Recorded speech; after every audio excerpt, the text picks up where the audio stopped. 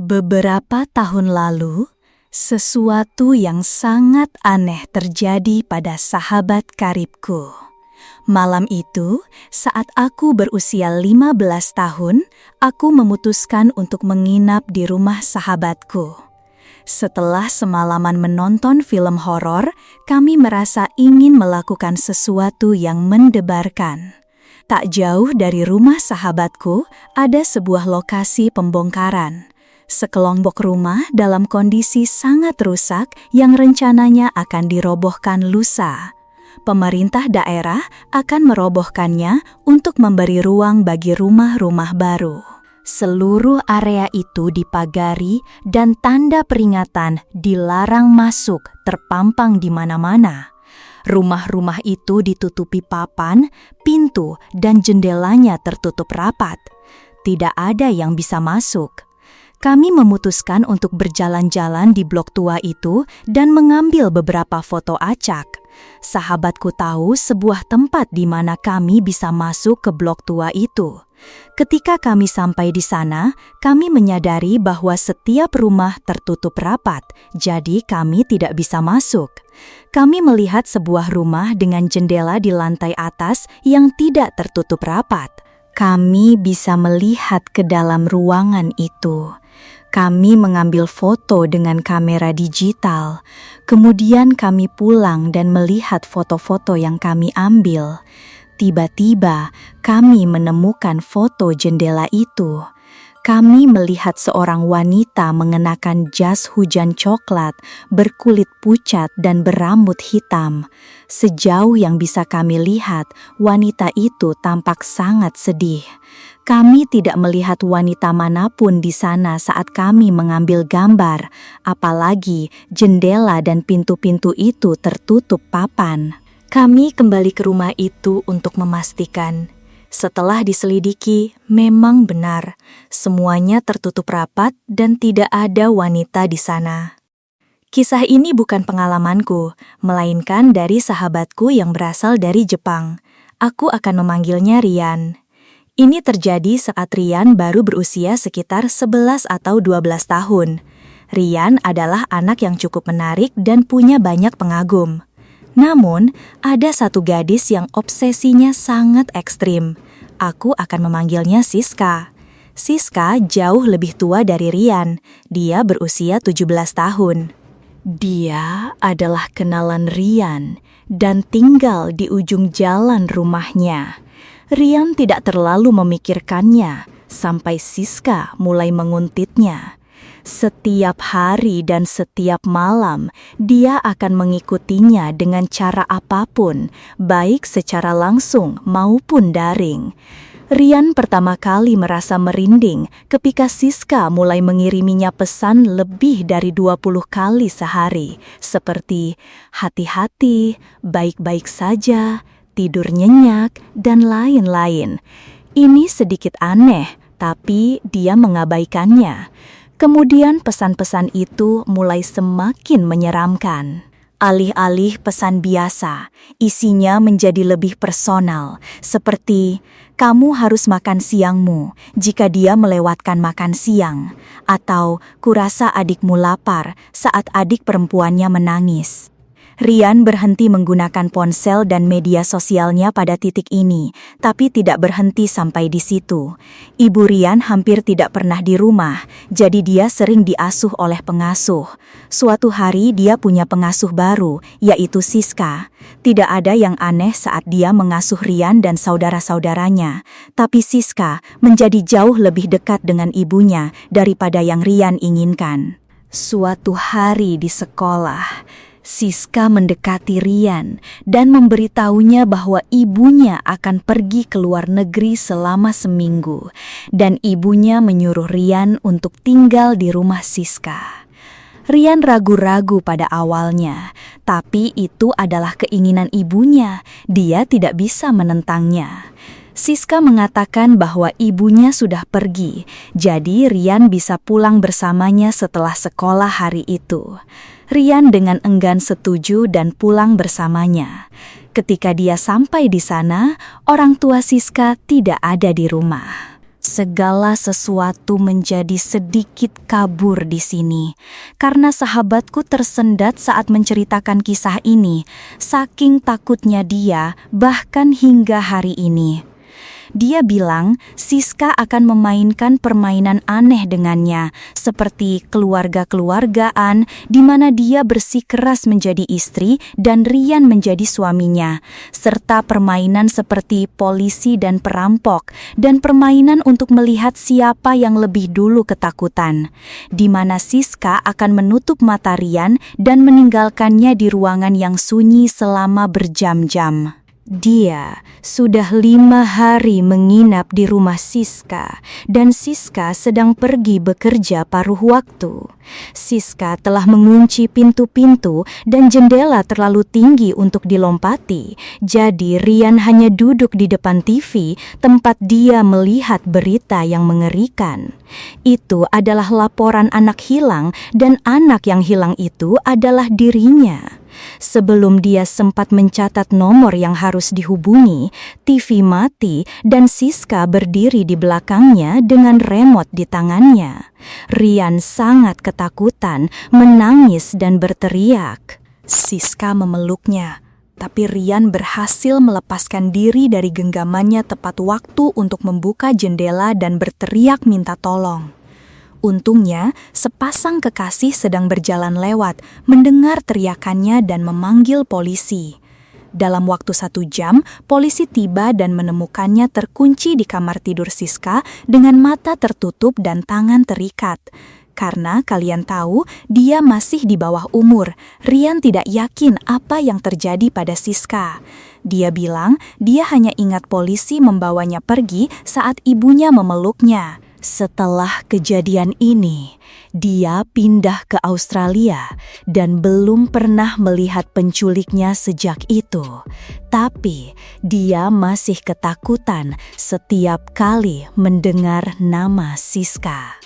Sekitar 5 tahun lalu, aku tinggal di pusat kota besar di Indonesia. Aku selalu menjadi orang yang suka begadang, jadi aku sering merasa bosan setelah teman sekamarku yang jelas bukan orang malam pergi tidur. Untuk mengisi waktu, aku biasa berjalan-jalan jauh dan menghabiskan waktu untuk berpikir. 4 tahun aku habiskan begitu saja, berjalan sendirian di malam hari dan tidak pernah sekalipun merasa takut. Aku selalu bercanda dengan teman sekamarku bahwa bahkan pengedar narkoba di kota ini pun sopan. Tapi semua itu berubah hanya dalam beberapa menit pada suatu malam.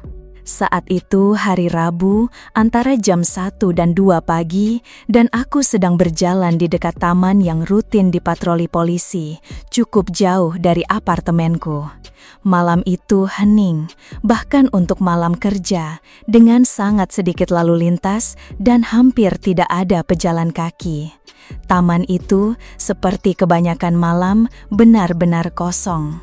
Aku menyusuri jalan samping yang pendek untuk kembali ke apartemenku ketika pertama kali menyadarinya. Di ujung jalan, di sisiku, ada siluet seorang pria yang sedang menari. Itu adalah tarian aneh, mirip waltz, tapi dia mengakhiri setiap gerakan dengan langkah maju yang menunduk, bisa dibilang begitu. Gerakan tariannya yang seperti berjalan itu langsung menuju ke arahku. Memutuskan dia mungkin mabuk, aku melangkah sedekat mungkin ke jalan untuk memberinya sebagian besar trotoar untuk dilewati. Semakin dekat dia, semakin aku menyadari betapa anggunnya dia bergerak. Dia sangat tinggi dan kurus, mengenakan setelan jas tua. Dia menari semakin dekat sampai aku bisa melihat wajahnya. Matanya terbuka lebar dan liar, kepalanya sedikit mendongak menatap ke langit. Mulutnya membentuk senyum lebar yang menyakitkan seperti kartun. Di antara tatapan mata dan senyum itu, aku memutuskan untuk menyeberang jalan sebelum dia menari lebih dekat lagi. Aku mengalihkan pandangan darinya untuk menyeberang jalan yang kosong. Saat aku mencapai sisi lain, aku melirik ke belakang dan kemudian terdiam di tempat. Dia sudah berhenti menari dan berdiri dengan satu kaki di jalan, sejajar denganku. Dia menghadap ke arahku, tapi masih menatap ke langit, senyumnya masih lebar di bibirnya. Aku benar-benar dan sepenuhnya merasa sangat gelisah oleh ini. Aku mulai berjalan lagi, tapi tetap menatap pria itu. Dia tidak bergerak. Setelah aku berhasil menempatkan jarak sekitar setengah blok di antara kami, aku memalingkan muka darinya sejenak untuk melihat trotoar di depanku. Jalan dan trotoar di depanku benar-benar kosong. Masih merasa gelisah, aku melihat kembali ke tempat dia berdiri dan menemukan dia sudah tidak ada. Untuk sesaat, aku merasa lega sampai aku menyadarinya. Dia telah menyeberang jalan dan sekarang sedikit berjongkok. Aku tidak bisa memastikan karena jarak dan bayangan, tapi aku yakin dia menghadap ke arahku. Aku mengalihkan pandangan darinya tidak lebih dari 10 detik, jadi jelas dia bergerak sangat cepat. Aku sangat terkejut dan aku berdiri di sana beberapa saat menatapnya, lalu dia mulai bergerak ke arahku lagi. Dia mengambil langkah jinjit besar yang berlebihan, seolah-olah dia adalah karakter kartun yang menyelinap ke arah seseorang, kecuali dia bergerak sangat cepat. Aku ingin mengatakan pada titik ini bahwa aku berlari atau mengeluarkan semprotan merica atau ponselku atau apapun, tapi aku tidak melakukannya. Aku hanya berdiri di sana, benar-benar membeku saat pria tersenyum itu merayap ke arahku. Lalu dia berhenti lagi, sekitar sejauh 1 mobil dariku, masih tersenyum, masih menatap ke langit. Ketika aku akhirnya menemukan suaraku, aku mengeluarkan hal pertama yang terlintas di pikiran. Yang ingin kutanyakan adalah, apa maumu? Dengan nada marah dan memerintah. Yang keluar adalah rintihan, apa? Terlepas apakah manusia bisa mencium bau ketakutan atau tidak, mereka pasti bisa mendengarnya. Aku mendengarnya dalam suaraku sendiri yang hanya membuatku semakin takut, tapi dia tidak bereaksi sama sekali. Dia hanya berdiri di sana tersenyum. Lalu setelah terasa seperti selamanya, dia berbalik dengan sangat pelan dan mulai berjalan menari menjauh, begitu saja. Tidak ingin membelakanginya lagi, aku hanya mengawasinya pergi sampai dia cukup jauh hingga hampir tak terlihat. Dan kemudian aku menyadari sesuatu. Dia tidak lagi menjauh, juga tidak menari. Aku menyaksikan dengan ngeri saat bayangan jauhnya semakin membesar. Dia kembali ke arahku. Dia kembali ke arahku. Dan kali ini dia berlari. Aku pun berlari. Aku berlari sampai keluar dari jalan samping dan kembali ke jalan yang lebih terang dengan sedikit lalu lintas sambil terus melirik ke belakang. Kemudian dia tidak ditemukan dimanapun. Sisa perjalanan pulang, aku terus melirik ke bahu, selalu berharap melihat senyum bodohnya, tapi dia tidak pernah ada di sana. Aku tinggal di kota itu selama 6 bulan setelah kejadian itu dan tidak pernah lagi pergi berjalan-jalan di malam hari. Ada sesuatu tentang wajahnya yang selalu menghantuiku. Dia tidak terlihat mabuk, tidak terlihat teler. Dia terlihat benar-benar gila. Dan itu adalah hal yang sangat menakutkan untuk dilihat. Pada pertengahan tahun 80-an, ibuku bekerja sebagai pembersih rumah di Australia. Dia akan membersihkan rumah-rumah di daerah pinggiran kota dan kadang-kadang juga di daerah pedesaan atau perkebunan anggur. Dia akan meninggalkan kartu nama di toko-toko lokal dan mendapatkan sebagian besar pekerjaannya dengan cara ini, serta beberapa melalui rujukan dari mulut ke mulut.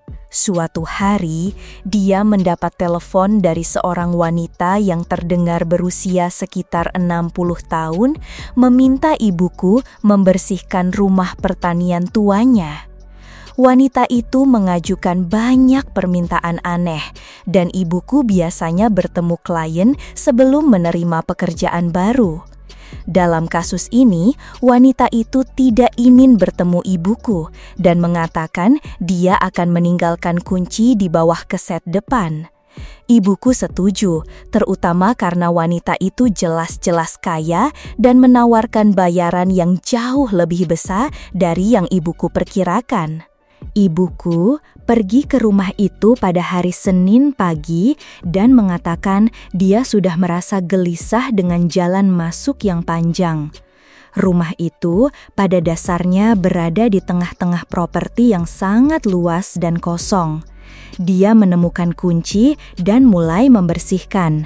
Sekitar 1 jam setelah mulai membersihkan, dia mendengar pintu belakang tertutup. Ibuku diberitahu bahwa tidak akan ada orang di rumah itu, jadi dia langsung merasa tidak aman. Dia berdiri membeku di dapur selama yang dia katakan terasa seperti 3 atau 4 menit, meskipun dia bilang itu tidak mungkin lebih lama dari itu. Tidak ada mobil lain di properti itu. Dia ingin segera pergi, tapi masih ada 2 kamar yang harus diselesaikan. Keduanya adalah kamar tidur. Dia bilang waktu berlalu dan dia tidak mendengar apa-apa lagi. Dia memutuskan bahwa mungkin itu bukan apa-apa, atau mungkin ada sesuatu yang jatuh dan itu bukan suara pintu. Dia berjalan menyusuri lorong dan melangkah ke kamar tidur. Di seluruh tempat tidur berserakan foto-foto hitam putih. Saat ibuku mendekat, dia menyadari bahwa semua foto itu adalah fotonya. Beberapa diambil di rumah keluarga kami dan yang lain diambil di rumah-rumah lain yang ibuku bersihkan, beberapa melalui jendela atau melompati pagar. Dia menggunakan telepon rumah untuk memanggil polisi dan segera berkendara sampai ke ujung jalan masuk. Wanita itu akhirnya diselidiki, tetapi terus mengklaim bahwa itu adalah kasus pembobolan. Setelah beberapa waktu, polisi menghentikan penyelidikan mereka terhadap wanita itu dan kami akhirnya pindah ke kota baru 4 bulan kemudian. Aku berusia 22 tahun dan kejadian ini terjadi 1,5 tahun yang lalu. Aku baru saja pindah ke apartemen pertamaku dan sedang dalam proses beres-beres.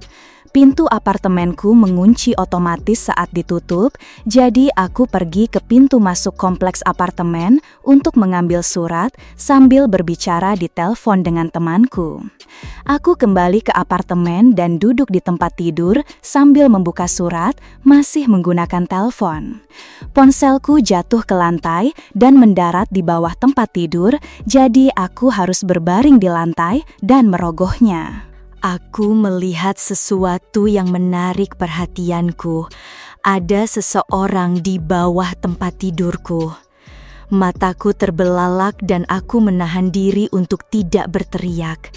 Orang di bawah tempat tidurku berbaring diam dengan punggung menghadapku dan kepalanya menunduk ke dada.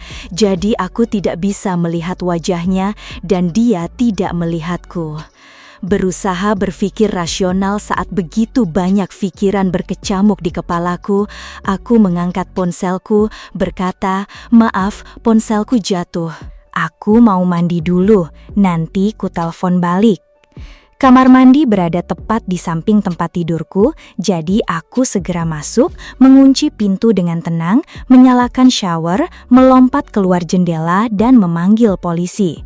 Mereka menyuruhku menunggu di dekat situ, tapi agar pergi ke seberang jalan dan melihat apakah ada orang yang keluar dari pintu kompleks apartemen. Saat itu musim panas dan hari masih terang. Aku memposisikan diri di seberang jalan, bersembunyi di balik sebuah mobil, mengamati jendela kamar mandi yang terbuka dan pintu masuk. Aku menelepon temanku dan dia datang sesaat sebelum polisi tiba. Aku memberikan kunci-kunciku dan mereka masuk. Hanya beberapa saat kemudian, 2 polisi keluar sambil memegangi seorang pria kurus dan tampak lelah. Matanya terlihat gila, tapi dia tidak berusaha melarikan diri. Polisi yang berdiri di sampingku dan menenangkanku saat polisi lain menggeledah rumahku memberitahu bahwa pria itu berdiri di luar pintu kamar mandiku dengan salah satu pisau dapurku menunggu aku keluar. Pria ini entah bagaimana telah menyelinap masuk melalui pintu apartemenku saat aku mengambil surat dan bersembunyi di bawah tempat tidur. Pria yang mencoba menyakitiku itu ternyata adalah seorang tunawisma dan ditempatkan di rumah sakit jiwa. Dulu, saat nenekku masih hidup, aku selalu berjalan menyusuri blok menuju rumahnya setiap hari untuk membantu berbagai pekerjaan rumah. Ada satu hari di mana aku berjalan ke rumahnya pada waktu yang sama seperti biasanya dan memutuskan untuk langsung masuk. Aku terkejut, dia membiarkan pintu tidak terkunci. Dia adalah wanita tua yang sangat paranoid dan biasanya mengunci semuanya. Aku melihat pintu kamar tidurnya terbuka di lantai atas dan aku mendengar dia membuka dan menutup laci serta lemari. Aku berjalan ke atas sambil memanggil nenek dan ketika aku sekitar 1,5 meter dari pintu, dia membanting pintu kamar tidurnya hingga tertutup. Aku mengetuk, menanyakan apakah semuanya baik-baik saja, dan pada saat itu ponselku mulai berdering. Itu adalah nomor telepon nenekku. Aku sangat bingung, tapi tetap mengangkat telepon. Nenekku berada di ujung telepon lain, menyuruhku untuk tidak datang hari itu karena dia sedang berjalan menuju klub seniornya. Jantungku berdebar kencang saat dia memberitahuku hal ini. Aku menutup telepon sebelum dia bisa mengatakan hal lain, tetap diam. Aku tahu persis apa yang sedang terjadi.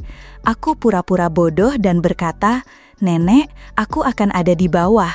Lalu berjalan ke dapur nenek untuk mengambil pisau dan menelpon polisi. Keadaan di kamar tidur tetap hening. Setelah itu, polisi tiba dan mendobrak masuk ke kamar tidur, dan suara tembakan yang keras dan tiba-tiba mengejutkanku.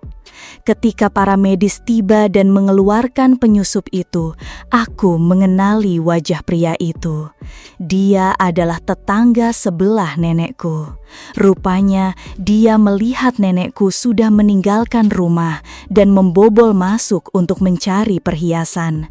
Dan ketika polisi mendobrak masuk ke kamar tidur, mereka menemukan pria itu bersembunyi di samping pintu dengan pisau besar di tangan. Seandainya aku masuk ke kamar tidur itu, aku pasti sudah mati. Kenangan paling menghantui dalam hidupku. Aku dan istriku baru saja pulang dari makan malam di luar, dan begitu kami melangkah keluar dari mobil, kami menyadari pintu depan rumah kami terbuka. Aku menyuruh istriku menunggu di luar, sementara aku berlari masuk dan langsung menuju kamar tidur kami, di mana aku menyembunyikan senapan. Aku mengisi senapan dan memeriksa setiap ruangan di lantai atas. Tidak ada tanda-tanda siapapun. Aku turun, memeriksa lantai utama, diikuti oleh ruang bawah tanah. Tidak ada tanda-tanda siapapun dan tidak ada yang hilang atau berpindah tempat.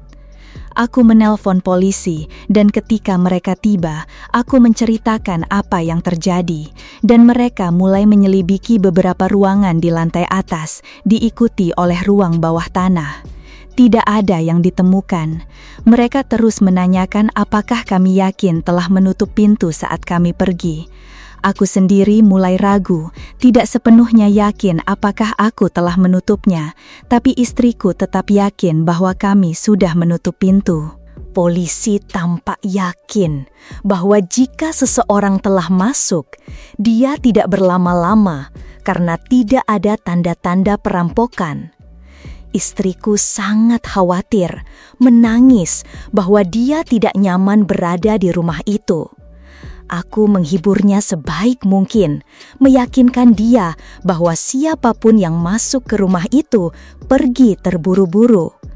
Aku akhirnya tertidur setelah berjam-jam bolak-balik di tempat tidur. Tapi tidurku langsung terpotong oleh jeritan mengganggu istriku. Aku menatapnya dan dia menatap tajam ke arah lemari. Saat itu juga aku tersadar seperti disambar petir. Aku lupa memeriksa lemari yang kedua. Aku melirik dan dalam sekejap melihat seorang pria menyembulkan kepalanya dari dalam lemari, lalu menutup pintu lemari itu. Dalam 5 detik, senapan sudah terisi di tanganku dan aku menarik pelatuknya untuk memberitahu penyusup itu bahwa aku bersenjata. Aku berteriak padanya untuk keluar dan begitu saja pintu lemari terbuka. Tapi bukannya menyerah, dia malah berlari kencang menuju pintu depan rumah. Aku bisa saja menembaknya, tapi aku tidak tega. Dia tidak pernah tertangkap. Dia berhasil lolos begitu saja. Aku rasa memiliki senapan itu menyelamatkan kami dari nasib buruk. Sekitar setahun yang lalu, saat masih tinggal di rumah orang tuaku, aku mulai mengalami beberapa kejadian aneh di rumahku, khususnya di kamar tidurku. Saat aku berbaring terjaga di tempat tidur suatu malam, aku mendengar suara berderit datang dari seberang kamar tidur. Pintu lemariku entah bagaimana terbuka. Ketika aku bangkit untuk memeriksanya, aku secara tidak sadar memeriksa apakah ada orang di dalam lemariku, meskipun aku sudah berusia 26 tahun. Tentu saja tidak ada siapa-siapa di dalam, jadi aku menutup pintu dan kembali tidur. Kemudian pada malam yang sama, aku mendengar suara-suara bergemuruh dari atas langit-langit. Kedengarannya seperti ada sesuatu di saluran udara. Itu adalah suara yang sangat aneh. Aku benar-benar tidak tahu harus berpikir apa tentang itu. Tapi begitu suara itu berhenti, aku segera melupakannya dan tertidur. Di pagi hari, aku memang memberitahu ayahku tentang suara-suara di loteng malam sebelumnya. Tapi ia tampaknya tidak terlalu tertarik atau ia hanya tidak menganggapku serius. Malam itu, aku kembali berbaring di tempat tidur, terjaga merenungkan hidup ketika sekali lagi suara derit pelan pintu lemari yang terbuka memecah keheningan. Kali ini aku benar-benar merasa takut. Aku tahu pintu itu tertutup rapat. Butuh seseorang memutar kenop pintu agar bisa didorong terbuka. Kali ini aku memeriksa lebih hati-hati di dalam lemari apakah ada orang, meskipun itu bukan lemari besar dan sebenarnya tidak ada tempat orang bisa bersembunyi. Aku merasionalisasikannya sebagai kenop pintu yang rusak atau semacamnya, dan itu sepertinya masuk akal. Malam itu, aku kembali mendengar suara-suara bergemuruh dari atas langit-langit. Itu persis seperti yang terjadi malam sebelumnya. Keesokan paginya, aku meyakinkan ayahku untuk melihat pintu lemariku, tapi ia dengan cepat memastikan bahwa pintu itu baik-baik saja. Ketika ditutup, ia menariknya dan tidak menunjukkan tanda-tanda akan lepas dari kaitnya. Tentu saja ia menyarankan bahwa aku hanya meninggalkan pintu tidak terkunci, tapi aku tahu aku tidak melakukannya. Malam itu, aku duduk menunggu itu terjadi lagi, dan tepat pada waktunya, pintu lemari berderit terbuka. Aku menunggu suara-suara dari atas langit-langit, tapi yang ada hanya keheningan panjang. Aku menyalakan lampuku dan melihat ke lubang ventilasi di kamarku, dan aku berteriak sekuat tenaga. Aku dapat dengan jelas melihat 2 mata terbuka lebar mengintip melalui ventilasi ke arahku. Orang tuaku menerobos masuk ke kamarku, bertanya apakah aku sudah gila. Aku menjelaskan semuanya dan mereka saling memandang seolah aku benar-benar kehilangan akal. Tidak mengherankan, mereka menganggapnya sebagai mimpi atau fakta bahwa aku terlalu lelah dan berhayal. Mereka bahkan mulai menceramahiku tentang begadang, tapi sampai hari ini aku tahu aku tidak berhayal. Itu terlalu nyata. Tentang lemari yang terbuka secara rutin, aku tahu pasti itu bukan imajinasiku. Aku belum pernah menjadi orang yang percaya pada hal paranormal, tapi aku masih sama sekali tidak punya penjelasan lain untuk 3 malam itu. Aku tinggal di daerah pegunungan bersama istri dan anak-anakku. Ada sebuah danau kecil sekitar 400 meter dari halaman belakang rumah kami. Aku biasanya membawa anak-anakku ke sana untuk berenang sampai minggu lalu. Kini, aku tidak akan pernah lagi membiarkan mereka pergi ke sana. Aku belum menceritakan ini kepada siapapun karena takut dianggap gila. Itu hari Sabtu lalu, kami pergi ke danau dan meletakkan kursi kami di pasir. Rasanya seperti pantai pribadi kecil di halaman belakang rumah kami sendiri. Selama ini selalu menakjubkan. Aku dan istriku duduk di kursi pantai kami, menikmati matahari sementara anak-anak kami bermain air. Aku selalu menyuruh mereka untuk tidak terlalu jauh. Mereka masih kecil, usia 6 dan 8 tahun. Kami duduk di sana selama 2 jam penuh hari itu. Tak satu pun dari kami ingin basah. Akhirnya istriku lelah dan memutuskan untuk berjalan pulang. Aku setuju untuk tinggal bersama anak-anak sedikit lebih lama, karena entah bagaimana mereka masih sangat senang bermain di pasir dan air. Saat itu matahari sudah mulai terbenam. Aku mulai lelah, mereka pergi terlalu jauh, jadi aku memanggil mereka untuk kembali mendekat ke tepi. Mereka tampaknya tidak mendengarku, jadi aku berdiri dan mendekat.